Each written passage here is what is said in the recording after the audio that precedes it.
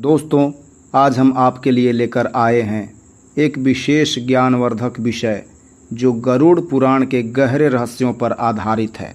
मृत्यु का समय और इसके बाद जीवात्मा के साथ क्या घटित होता है, यह एक ऐसा विषय है जो हर व्यक्ति के मन में एक जिज्ञासा उत्पन्न करता है। आज हम इस बात पर चर्चा करेंगे कि मृत्यु के समय कौन कौन से लक्षण और पीड़ाएं मनुष्य अनुभव करता है और मृत्यु के बाद जीवात्मा की यात्रा किस ओर जाती है। इस वीडियो को अंत तक देखें क्योंकि इसमें आप पौराणिक ज्ञान और जीवन के गहरे रहस्यों के बारे में जानेंगे।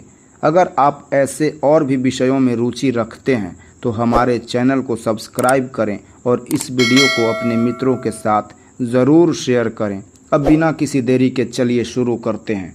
गरुड़ पुराण के अनुसार मनुष्य अपने कर्मों के अनुसार मृत्यु के समय अलग अलग अनुभव करता है। जब जीवात्मा अपने शरीर का परित्याग करती है तो उसे अपने पिछले जीवन के पाप और पुण्य का फल मिलता है।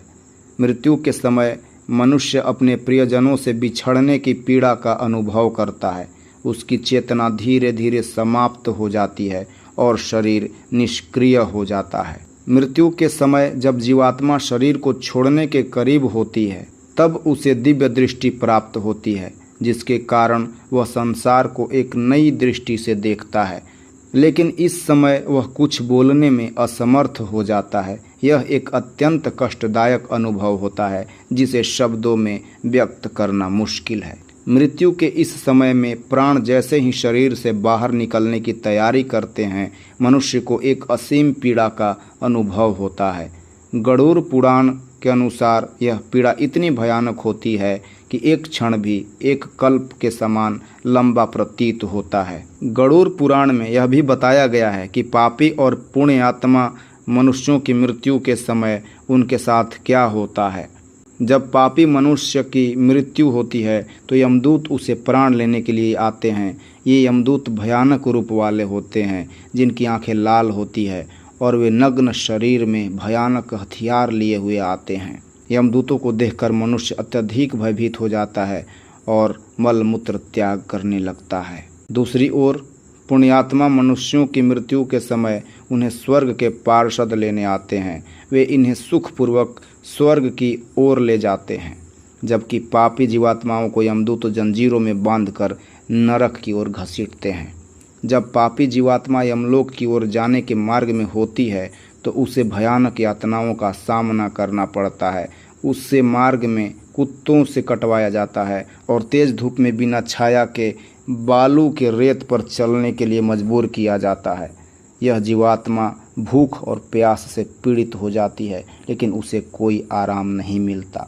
यमदूत जीवात्मा को यमलोक लेकर जाते हैं, जहां उसे घोर नरक की यातनाएं दिखाई जाती है। यह अत्यंत कठिन यात्रा होती है, जिसके दौरान जीवात्मा कई बार मूर्छित हो जाती है, लेकिन उसे लगातार यातनाएं सहनी पड़ती है।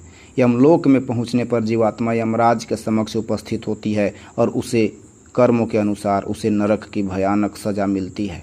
गरुड़ पुराण में वर्णन है कि यमलोक में पहुंचने के बाद यमराज जीवात्मा को उसकी पिछली गलतियों और पापों का बोध कराते हैं। उस समय जीवात्मा को एहसास होता है कि उसने जीवन में क्या क्या गलतियां की और वह अपने पापों के लिए पछताता है। गरुड़ पुराण के अनुसार मृत्यु के बाद जीवात्मा की यात्रा उसके कर्मों पर निर्भर करती है। यदि जीवात्मा ने अपने जीवन में पुण्य किए होते हैं तो उसे स्वर्ग में स्थान मिलता है, जहां उसे सभी प्रकार के सुख मिलते हैं। लेकिन यदि जीवात्मा ने पाप किए होते हैं तो उसे नरक में भेजा जाता है, जहां उसे असहनीय यातनाएं दी जाती है। नरक में जीवात्मा को कुंभीपाक नामक भयानक नरक में भेजा जाता है, जहां उसे अत्यंत पीड़ा होती है। उसे आग के कुंड में डाला जाता है, जहां उसका शरीर जलता है, लेकिन वह मरता नहीं। यह यातना तब तक चलती रहती है जब तक उसके पापों का पूरा प्रायश्चित नहीं हो जाता। गरुड़ पुराण के अनुसार नरक की यातनाएं इतनी भयानक होती है कि उन्हें सहना असंभव होता है, लेकिन जीवात्मा को अपने कर्मों के अनुसार यह यातनाएं भोगनी ही पड़ती है। गरुड़ पुराण के अनुसार जब जीवात्मा अपने पापों का पूरा प्रायश्चित कर लेती है तो उसे फिर से मनुष्य लोक में भेजा जाता है। यह पुनर्जन्म का चक्र तब तक चलता रहता है जब तक जीवात्मा पूरी तरह से मोक्ष प्राप्त नहीं कर लेती। मोक्ष प्राप्ति के लिए मनुष्य को अपने कर्मों को सुधारना और पुण्य करना आवश्यक होता है। मृत्यु के बाद की यात्रा और पुनर्जन्म का यह चक्र बहुत गहन और जटिल है।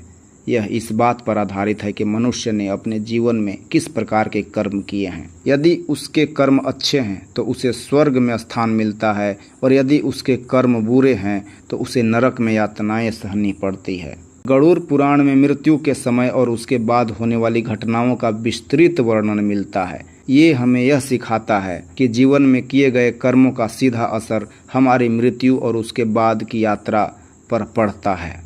इसलिए हमें सदैव अच्छे कर्म करने चाहिए और जीवन में पुण्य के मार्ग पर चलना चाहिए। मृत्यु का समय और उसके बाद का जीवन एक गहन विषय है जो हमें यह सिखाता है कि जीवन अनमोल है और इसे सही ढंग से जीना चाहिए। हमें अपने जीवन में अच्छे कर्म करना चाहिए ताकि मृत्यु के बाद हमें नरक की भयानक यातनाओं का सामना न करना पड़े। आशा है यह प्रस्तुति आपको पसंद आई होगी।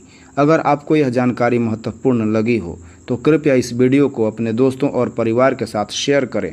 साथ ही हमारे चैनल को सब्सक्राइब करना न भूलें ताकि आप और भी ऐसी ज्ञानवर्धक जानकारियों से जुड़े रहें।